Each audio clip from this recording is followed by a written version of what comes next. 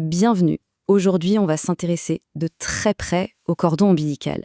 Mais on va aller bien au-delà de sa fonction biologique pour essayer de comprendre sa signification symbolique, qui est beaucoup plus profonde qu'on ne l'imagine. On va commencer avec une idée un peu provocatrice. Imaginez un instant qu'un seul geste, posé à la naissance, puisse avoir un écho, une résonance à travers toute une vie. Pour bien comprendre ça, on va explorer un profil psychologique et disons spirituel assez fascinant qui est décrit dans les textes qui ont inspiré notre analyse. Alors attention, il faut être très clair, on ne parle pas du tout d'un diagnostic médical. C'est plutôt une sorte de cadre de pensée, une description un peu poétique d'une sensibilité bien particulière. L'idée, c'est que cette sensibilité prendrait racine dans la mémoire de cette transition, souvent très soudaine, vers le monde.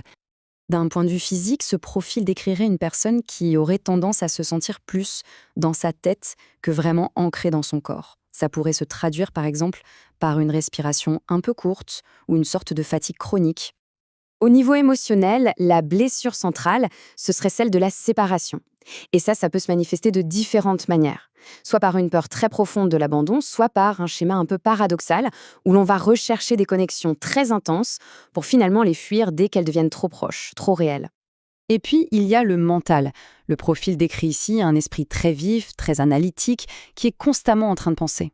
C'est un peu comme s'il essayait de tout savoir avant de vivre, pour compenser une forme de méfiance envers son propre instinct. Un instinct qui n'aurait pas été respecté au moment de la naissance. La source qu'on a étudiée résume ça de façon magnifique. Elle parle d'une nostalgie du lien absolu. C'est ce sentiment profond, un peu lancinant, d'aspirer à une connexion qui a été perdue avant même qu'on ait pu en avoir conscience. Bon, mais alors si cette séparation peut avoir un tel impact, une question se pose. D'où vient cette pratique de couper le cordon immédiatement après la naissance ? En fait, quand on regarde l'histoire, ce qui est frappant, c'est que la coupure immédiate du cordon est une invention plutôt récente. Ce n'est absolument pas une nécessité biologique. Ce changement y reflète vraiment un basculement de philosophie. On est passé d'une vision du corps comme un organisme qu'il faut écouter à un corps vu comme une machine qu'il faut gérer, contrôler. Et le plus intéressant dans tout ça, c'est que la science moderne, aujourd'hui, est en train de redécouvrir et de valider la sagesse de cette approche plus patiente. Ce chiffre, 30%, il peut paraître un peu abstrait comme ça. Mais en réalité, il représente une part absolument cruciale de ce qui se joue dans les premiers instants de la vie. Oui, jusqu'à 30% du volume sanguin total du bébé. C'est énorme, c'est un tiers de son sang qui risque de rester dans le placenta si le cordon est coupé trop vite. Attendre quelques minutes, c'est tout simplement permettre le transfert complet de ce sang, qui est vital, riche en fer, riche en oxygène, bref, qui assure une transition beaucoup plus douce. D'ailleurs, ce n'est pas un hasard si l'Organisation mondiale de la santé, l'OMS, recommande aujourd'hui de manière très claire d'attendre au moins 1 à 3 minutes. Les bénéfices physiologiques sont vraiment significatifs. Alors, maintenant qu'on a à la fois cette sagesse ancienne et les confirmations de la science moderne, comment est-ce qu'on peut honorer cette transition aujourd'hui ? En fait, le processus est assez simple, très intuitif. L'idée, c'est de créer un environnement calme, chaleureux et surtout de laisser le temps à la nature de terminer son travail.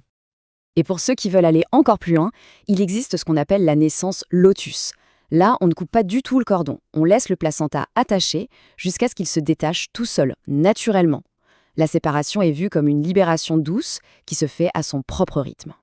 Au fond, toute cette question dépasse largement la simple procédure médicale. C'est un choix fondamental sur notre manière de concevoir le tout début de la vie. La façon dont on aborde cette toute première séparation, elle pose en quelque sorte les bases, elle crée un précédent puissant.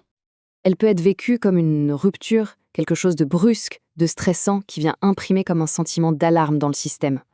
Ou alors elle peut être une transition douce, une transition qui enseigne au système nerveux que le changement, la séparation, ça peut être quelque chose de sûr, de sécurisant et d'accompagné. Et c'est en ça que c'est une métaphore incroyable de notre rapport à la vie en général. Est-ce qu'on l'aborde avec précipitation et contrôle, ou est-ce qu'on choisit la patience et la confiance dans les rythmes naturels des choses ? La question reste ouverte, mais on peut se demander ce qui changerait si l'on choisissait d'honorer cette toute première connexion. Peut-être que ça changerait notre façon de nous connecter à tout le reste pour toute la vie.